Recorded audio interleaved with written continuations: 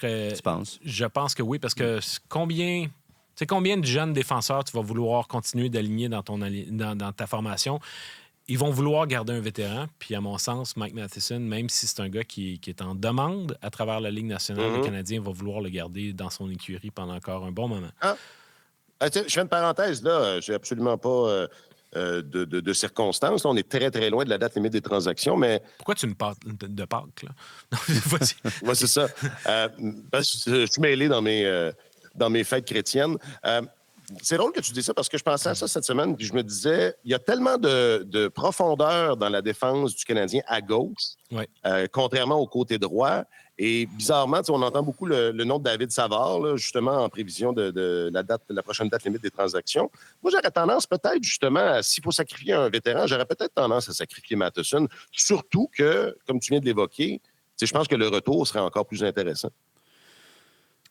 Oui, mais en même temps, il y a des questions contractuelles qui rentrent en ligne de compte. Matheson est un défenseur qui, compte tenu de son âge, de sa production, ben, tu regardes son contrat, là, il reste encore, après cette saison, 2 autres années à 4,875 000. 4 875 000. Ouais. Voilà, je vais le dire comme il faut. Ce qui est quand même une aubaine. Alors, le Canadien, je pense, va vouloir tabler là-dessus. Tandis que Savard, lui, il reste une autre année à 3,5 millions. Et l'aide, c'est vrai qu'il y a beaucoup de profondeur du côté gauche, mais il y a quand même de l'aide qui s'en vient du côté droit. Lane Hudson, je pense qu'il faut s'attendre à ce qu'il signe un contrat avec le Canadien à la fin de la saison. Et moi, je pense qu'il va jouer des matchs à Montréal avant la fin de l'année. David Rundbacker, il y a des chances qu'il vienne également. Logan Mailloux, ça va peut-être lui prendre une autre année encore à Laval. Sauf qu'à un moment donné, il va y avoir un rééquilibrage des forces. Alors, pour l'instant, on a l'impression que c'est très, très fort du côté gauche puis que c'est faible du côté droit. Mais à un moment donné, tu vas voir qu'il va y avoir un retour du balancier. Puis si tu regardes à plus longue échéance, Savard, qui a 33 ans, il va pouvoir aider une équipe. Je pense pas qu'il va se faire échanger ce printemps. Je crois que David Savard va finir la saison à Montréal puis que ce sera davantage, si le Canadien n'est pas dans le portrait des séries l'an prochain, il va être échangé en tant que joueur de location. Mais ni Savard ni Matheson, à mon sens, ne vont être échangés d'ici la fin de la saison. Juste là, attends un peu. Lane Hudson, il joue à gauche, non? Oui, c'est un gaucher, oui. OK. Juste pour être sûr. Alex, est-ce que tu veux réagir ou ça t'indiffère, tout ça? Non, ça ne m'indiffère pas. C'est intéressant.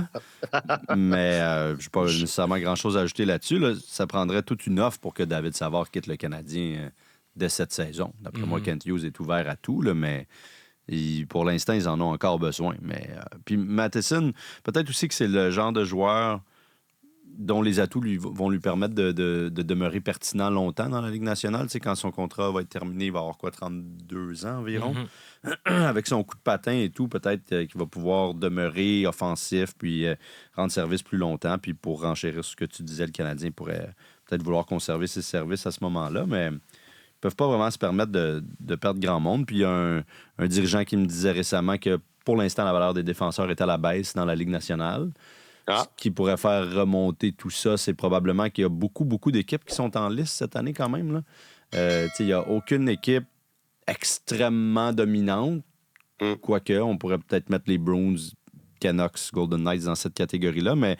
Il y en a beaucoup de bonnes et beaucoup qui sont en lice. Alors, on verra à ce moment-là, mais c'est comme tu dis, on en est très, très loin encore. Oui, puis ça se voulait juste une parenthèse. J'ai saisi l'occasion puisque... Des gauchers qui se déplacent à droite, ça se fait aussi, là. Et Kaden Goulet s'est bien débrouillé. Absolument. Jordan Harris avait de l'allure de ce côté-là aussi, la plupart du temps. Comment il va, Jordan? Je ne sais pas à quel point c'est sacro-saint pour Martin Saint-Louis d'avoir 3 gauchers, 3 droitiers, comme ça l'était pour Mike Babcock, mettons. Non, c'est ça. Ce serait préférable, mais quand Évidemment. je mentionnais Hudson, c'est que, à mon sens, je m'attends à ce que Goulet, à un moment donné, passe à droite pendant un certain temps, selon les besoins de la cause. Sauf que, comme je disais lors du balado précédent, il était déjà... on lui en demande déjà tellement... que ce serait peut-être pas nécessaire à court terme d'opérer ça. Tu demandes comment va Jordan Harris. Ben écoute, là, il s'entraîne avec ses coéquipiers. Il devrait être sur le point d'effectuer un retour au jeu. Maintenant, est-ce que Martin Saint-Louis va être pressé de le faire? C'est une bonne question parce que c'est que d'un côté, je pense que dans une utilisation limitée, Jayden Struble a fait du bon travail, sauf que si le Canadien surtaxe son top 4 en défense, peut-être que d'avoir un joueur qui est capable de jouer 18-19 minutes va pouvoir l'aider. Il joue, comme on disait il y a 3 jours, il joue 6 minutes de plus par match que Struble. Ouais.